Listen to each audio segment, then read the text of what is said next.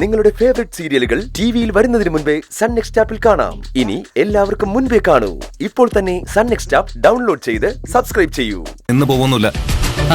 ഇതേ ചോദ്യം പ്രിയൻ കർണാൻ സാറോടും ചോദിച്ചാ. പക്ഷേ കർണാൻ സാറിന്റെ മൊയിലിന് എപ്പോഴും 3 കൊമ്പാണല്ലോ. സാറേ, എന്റെ മൊയിലിന് 3 കൊമ്പുണ്ടായിട്ടൊന്നുമല്ല ഞാൻ ലീവ് കൊടുക്കാൻ പറ്റില്ല എന്ന് പറഞ്ഞത്. പുതിയ കുറെ ഓർഡേഴ്സ് വന്നിട്ടുണ്ട്. അതെല്ലാം പറഞ്ഞ സമയത്ത് കൺസൈൻമെന്റ് അയച്ചില്ലെങ്കിൽ അവർക്ക് നമ്മളോടുള്ള വിശ്വാസം നഷ്ടപ്പെടും. ഉത്സവം നേർച്ചയൊന്നും എന്റെ വിഷയമല്ല. എന്റെ വിഷയം ഈ കമ്പനിയുടെ നിലനിൽപ്പാ. പാറുവിടെയില്ലെങ്കിൽ ജോലി നടക്കില്ലേ?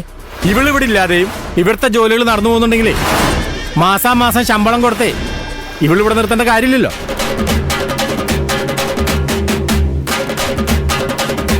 പാറുവിന് പകരം തൽക്കാലത്തേക്ക് മറ്റൊരാളെ നിർത്താം സർ. മറ്റൊരാളെ നിർത്തിയാലും ഇവിടുത്തെ കാര്യങ്ങള് ഒരു തടസ്സമില്ലാതെ നടന്നു പോകും. ഓ, പക്ഷെ ഉത്സവം നടക്കുമ്പോ അവിടെ ഇവൾക്ക് പകരം മറ്റൊരാളെ നിർത്താൻ പറ്റില്ലല്ലോ. ജോലിയെക്കുറിച്ച് മാത്രം ചിന്തിച്ച പോരെ കർണാന സർ.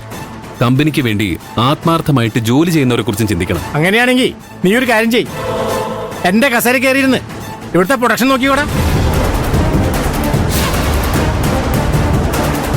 എല്ലാ കാര്യവും നീയാണ് തീരുമാനിക്കണമെങ്കിലേ ഇവിടെ പിന്നെ എന്റെ ആവശ്യമില്ലല്ലോ. Karunakaran, stop it. പാർവതിയുടെ അച്ഛനും അമ്മയും എന്നെ ഉത്സവത്തിന് ക്ഷണിച്ചിട്ടുണ്ട്. പാർവതിയും കൊണ്ട് വരണമെന്നാ അങ്കിളും ആന്റിയും പറഞ്ഞിരിക്കുന്ന. പാർവതിയും കൂട്ടി ഞാൻ പാർവതിയുടെ നാട്ടിലേക്ക് പോകും. പാർവതിക്ക് ലീവ് കൊടുക്കണമെന്ന് ഞാൻ റിക്വസ്റ്റ് ചെയ്യണോ കരുണാകരനോട്? വേണമെങ്കിൽ റിക്വസ്റ്റ് ചെയ്യാം.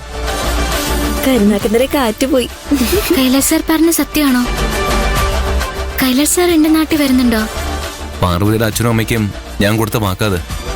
പിന്നെ പ്രിയനും മോഹനും ജയന്തിയും നിന്റെ ഹോസ്റ്റൽ ഫ്രണ്ട്സും ഫ്രീ ആണെങ്കിൽ അവരും വന്നോട്ടെ. എല്ലാവർക്കും ഒരുമിച്ച് അടിച്ചു പൊളിച്ചു പോ. സാറെന്താ എന്റെ പേര് പറയാതിരുന്നത്? ഞാൻ വരണ്ടേ? പിന്നെ സൗന്ദര്യം വരണം. വരും സർ, ഉറപ്പായും വരും. ഞങ്ങൾ എല്ലാരും വരും. അല്ലേ പ്രേം ചേട്ടാ? അല്ലേ ചിന്തേച്ചി? അയ്യോ, ഞാൻ വരില്ല. എല്ലാരും കൂടെ ലീവ് എടുത്താ ഇവിടുത്തെ ജോലി നിങ്ങൾ പൊയ്ക്കോ. ഏയ്, അത് പറ്റില്ല. പ്രിയനും പറഞ്ഞു. പ്രിയൻ കൂടെ ഉണ്ടെങ്കിൽ അത് എനിക്കൊരു സപ്പോർട്ടായിരിക്കും. ഉത്സവത്തിൽ പങ്കെടുക്കാൻ പറ്റില്ലെന്ന് ഞാൻ കരുതിയത്. കൈലാസ് സാറിനോട് ഞാൻ എങ്ങനെയാ നന്ദി പറയേണ്ടത്? എന്നോട് നന്ദി പറയുന്നും വേണ്ട. പാർവതിക്ക് വേണ്ടി ഞാൻ എന്തും ചെയ്യും. പ്രിയൻ, ബാക്കി കാര്യങ്ങൾ നിങ്ങൾ പ്ലാൻ ചെയ്യും. Okay sir. സാർ, PK സാറിന്റെ കാള് വന്നിട്ട് അരമണിക്കൂറായിട്ടുള്ളൂ. മഞ്ചേശ്വരത്ത് പുതിയൊരു ഗാർമെന്റ്സ് ഓപ്പൺ ചെയ്തിട്ടുണ്ട് അത്ര. നമ്മുടെ ഡ്രസ്സ് വാങ്ങി റീബാൻഡ് ചെയ്ത് എക്സ്പോർട്ട് ചെയ്യാനാണ് അവരുടെ പ്ലാൻ. പാർട്ടി വലിയൊരു ഓർഡർ മെയിൽ ചെയ്തിട്ടുണ്ടെന്നാണ് പറഞ്ഞത്. ഡെലിവറി നിർബന്ധമായും കൃത്യസമയത്ത് തന്നെ കൊടുക്കണമെന്നാ എന്നോട് PK സാർ പറഞ്ഞേക്കുന്നത്. ഈ സമയത്ത് ഇത്രയും പേര് ലീവ് എടുത്താ നമുക്ക് എങ്ങനെ കൃത്യസമയത്ത് ഡെലിവറി കൊടുക്കാൻ പറ്റും? സി ബ്ലോക്കിൽ ആരും ലീവ് എടുക്കുന്നില്ലല്ലോ. അവർക്ക് ഓവർ ടൈം കൊടുത്ത് ജോലി തീർക്ക്. പാർവതി, യാത്രയ്ക്ക് ഒരുങ്ങിക്കോ. എല്ലാവരോടും കൂടിയാ പറഞ്ഞത്.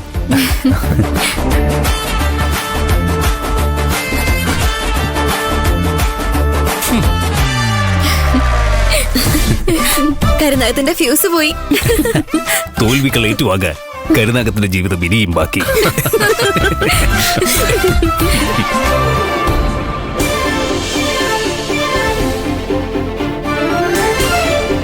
ഇത് നിന്റെ അമ്മയ്ക്ക്, ഇത് ചേച്ചിക്ക്. നിന്റെ അച്ഛനെ നേരിട്ട് കണ്ടിട്ടില്ലാത്തോണ്ട് ഒരു ഊഹം വെച്ച് വാങ്ങിയതാ. ഇത് പാകമായില്ലെങ്കിൽ ഉത്സവം കഴിഞ്ഞ് തിരിച്ചു വരുമ്പോ കൊണ്ടുവന്നാ മതി. മാറ്റിത്തരാന്ന് സെയിൽസ്മാൻ പറഞ്ഞിട്ടുണ്ട്. അമ്മയുടെ സാരി സെലക്ട് ചെയ്തത് മാഡമാ. ഇത് നിന്റെ അമ്മയ്ക്ക് നന്നായിട്ട് ഇഷ്ടപ്പെടുമെന്നാ മാഡം പറഞ്ഞ്. അന്ന് ഇവിടെ വന്നപ്പോ നിന്റെ അമ്മയോട് ഞാൻ കുറെ നേരം സംസാരിച്ചില്ലേ? ഒരാളുടെ സംസാരത്തിൽ നിന്ന് അയാളുടെ ടേസ്റ്റ് മനസ്സിലാവും. അതുകൊണ്ടാ ഞാൻ ഈ സാരി സെലക്ട് ചെയ്തത്. എല്ലാ കളറും അമ്മയ്ക്ക് ഇഷ്ടപ്പെടില്ല. അടുത്ത ബന്ധുക്കളുടെ കല്യാണമൊക്കെ വരുമ്പോഴാ അമ്മ പുതിയ സാരി വാങ്ങുക. ഒരുമാതിരിപ്പെട്ടതൊന്നും അമ്മയ്ക്ക് പിടിക്കില്ല. ഞാൻ പറഞ്ഞില്ലേ, ചേച്ചിയുടെ സാരി സെലക്ട് ചെയ്തത് ഞാനാ. ചേച്ചിയുടെ നിറത്തിന് ഇത് നല്ല മാച്ച് ആയിരിക്കും. ആ, അച്ഛന്റെ ഡ്രസ്സ് സെലക്ട് ചെയ്തത് ഞാനാ. അതിന് എന്റെ അച്ഛന്റെ സൈസ് നിനക്കറിയാമോ?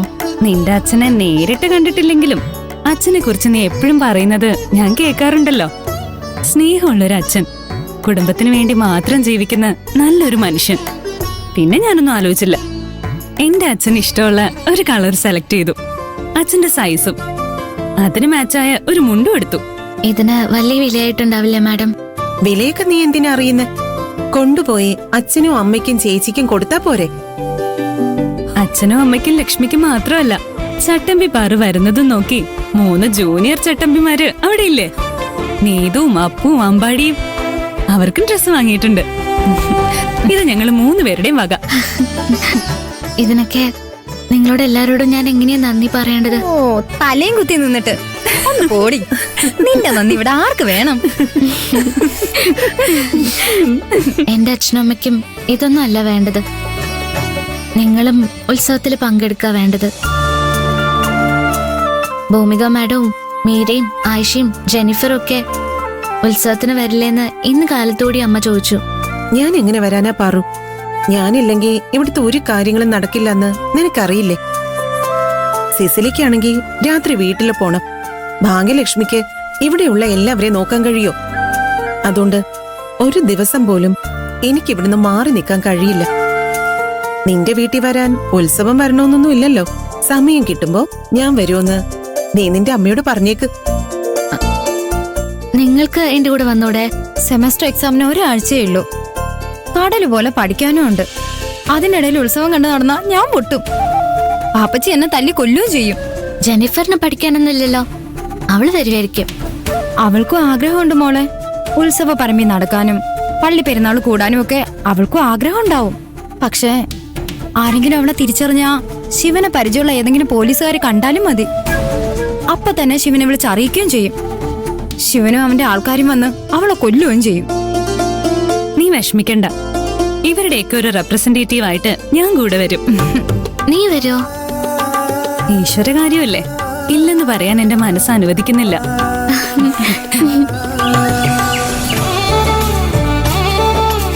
ലക്ഷ്മി ചേച്ചി, പാറുവിനെ ഒന്ന് ഫോൺ വിളിച്ചു തരുമോ ചേച്ചി?